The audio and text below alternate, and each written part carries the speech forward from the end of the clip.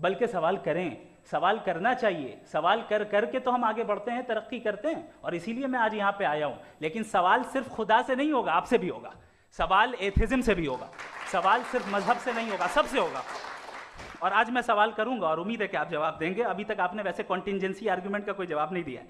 चलें, आपने कहा यूनिवर्स के बारे में इटर्नल क्यों नहीं बोल देते। ये चूंकि लॉजिकली पॉसिबल ही नहीं है कि यूनिवर्स इटर्नल हो। यूनिवर्स एक कॉन्टिंजेंट चीज है जो टाइम एंड स्पेस के पाबंद है, टाइम एंड स्पेस से बाउंड है।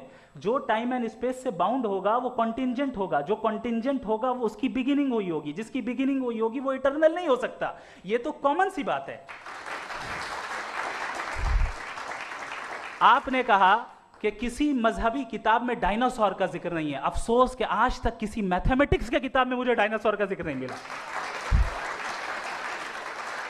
तो इसका मतलब मैथमेटिक्स की किताब बेकार है? नहीं, उसका वो टॉपिक नहीं है। रेवलेशन का और मजहबी किताबों का टॉपिक ये नहीं है कि आपको आके बताए साइकिल कैसे बनाते हैं, या आकर ये बताएं कि जो है डायनासोर कब था। वो तो मोरालिटी सिखाने आया है, गॉड के बारे में बताने आया, नॉन फिजिकल रियलिटी की हकीकत को सिखाने के लिए आया।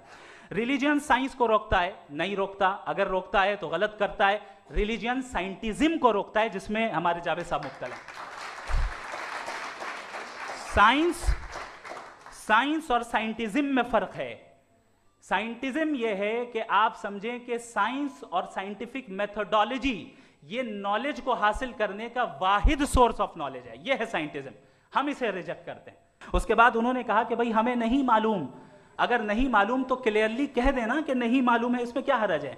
तो वही तो मैं कह रहा हूं ना कि आप कह दें कि नहीं मालूम, लेकिन क्लेम क्यों कर रहे हैं कि गॉड एग्जिस्ट नहीं कर रहा है।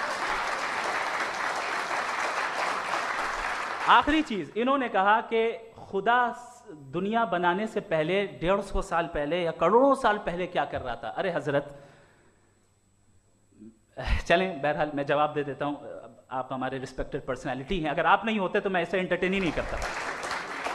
टाइम, ये 100 साल पहले या 100 साल बाद, पहले बाद में अभी, ये वो अल्फाज हैं जिनका ताल्लुक टाइम से है। टाइम शुरू ही हुआ है यूनिवर्स की बिगिनिंग के बाद, तो उसके पहले खुदा क्या कर रहा था? सवाल इलॉजिकल है, ये फेलेसी है।